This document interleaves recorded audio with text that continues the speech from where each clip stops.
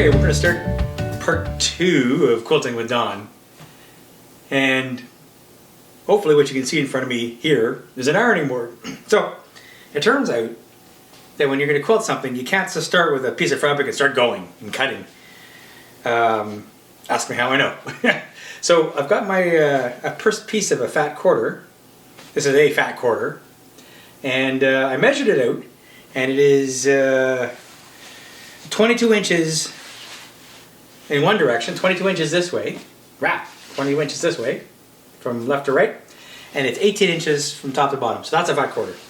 Well, the thing is, it's all wrinkled, because when it gets folded, when you get it, it looks like this. It's all twisted up and folded up, so you got to unfold it, and then you got to iron it. So that's what I'm going to do. Luckily, I'm used to this ironing thing, having been in the military for more than a few years. I'm not a stranger to ironing. And we'll just iron out these puppies. And so I've got 12 fat quarters to iron. So there we go, one freshly ironed fat quarter. So I have a few of these to do now. So you can see, I'm unfolding this little guy here, because it needs to be unfolded. 18 by 22 inches. And as we're doing the math, you cut each of these fat quarters in half, so it's 18 by 11 inches. And you cut that 11-inch piece 6 times, so each piece is 6 by 11 inches. So then, when you sew together 4 of those pieces of different colors, you would think, okay, well, 4 times 6, you get... Hang on, I think my math is wrong here. I'll have to rethink about this again. So it's 18, 18 by 22. Because 18 by 11, that's right, 18 by 11. You cut that into 6, so it's 3 by 11. There we go, 3 by 11.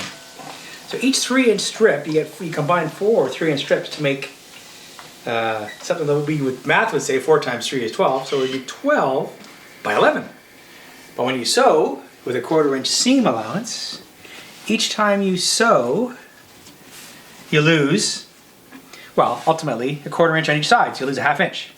So if you do 3 sewings of 4 pieces, right, that's what it would take, then you will lose 1.5 inches.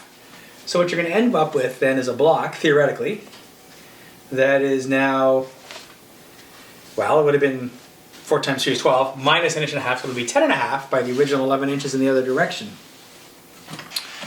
And that's what I'm expecting when I sew. The instructions even mention that once you finish sewing your each block of 4 strips from the fat quarters, you have to trim them so they're all square, or 10.5 by 10.5. So the math works.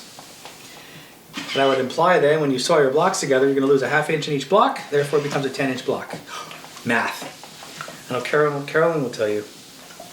Anyone who does quilting has to know math. No math, no quilting. Because it's implicit with everything you do. Alright, let's just go along here.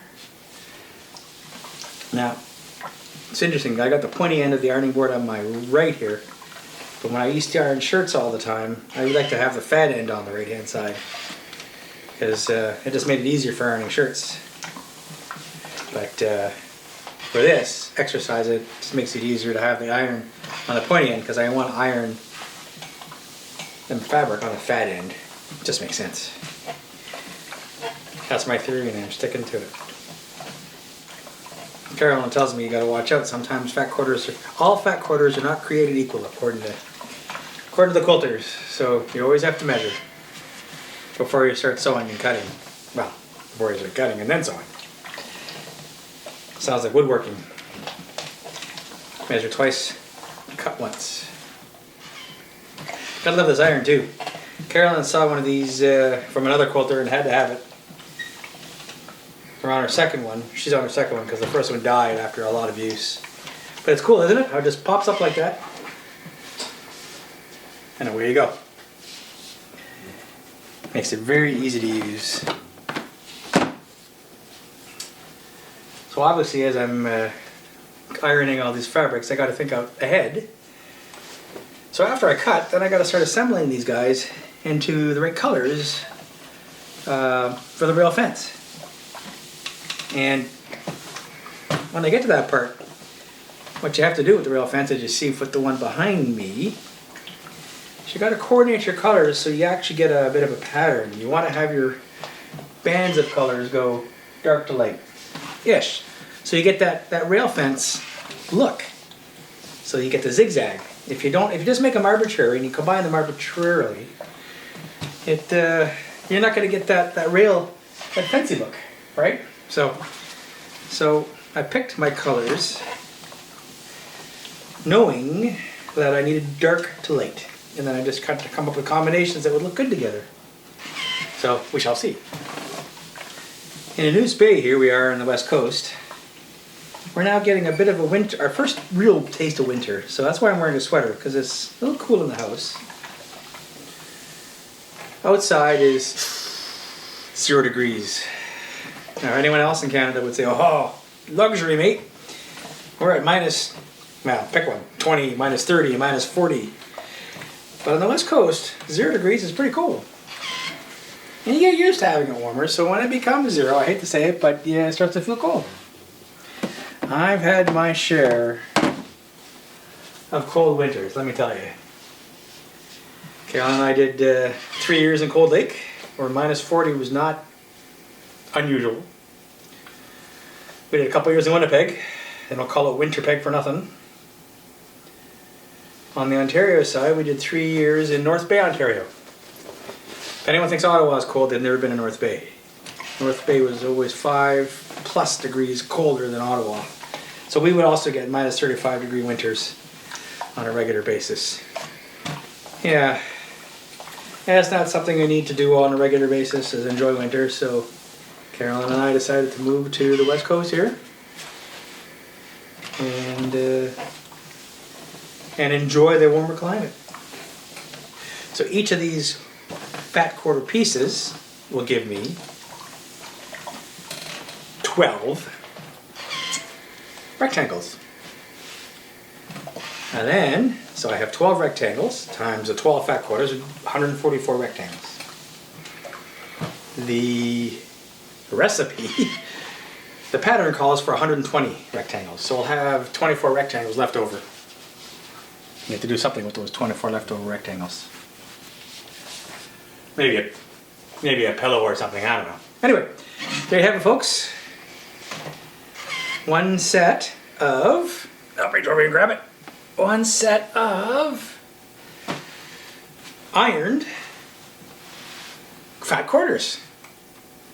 Is that right? You get the all the colors of the rainbow, as it were. You got this little pinky color.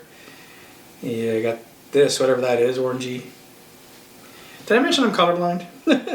Just a little. So sometimes I have to ask help for what it is I've chosen.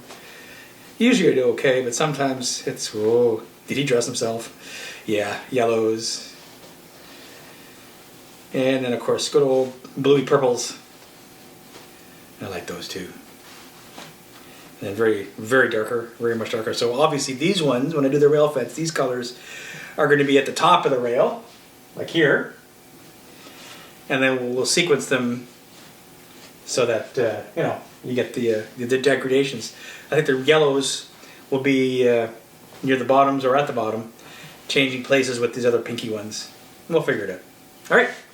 Oh, ironed. Now we can go on to the next phase, which is cutting these butt pieces up.